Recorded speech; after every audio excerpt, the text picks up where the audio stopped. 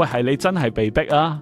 定係其實 sort of 只係你冇一個反思過嘅結果？得問得出稜角被磨平點樣算嘅人呢？心目中佢仲有一種呼喊，就係唔想自己嘅稜角被磨平。咁我覺得呢啲人係喺呢兩個 starting state 嗰度啦。咁我覺得第一個問題就係要諗一諗就係，喂，係你真係被逼啊？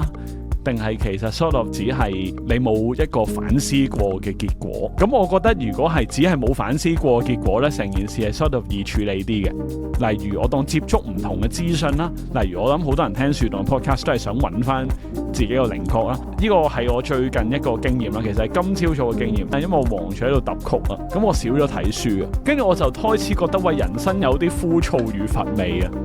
係啊，咁啊，直到我啱啱有個長假期啦，有3日假期啦，我就有啲得空閒嘅時間，我就開始走去聽翻啲外國嘅 psychologist， 之後聽 Jordan Peterson 啊嗰啲 podcast， 我聽下黃仁勳點樣做嘢啦，我突然覺得嗰種哇有衝勁嘅感覺又翻嚟啦，咁我覺得接觸唔同資訊係好嘅方式。而第二就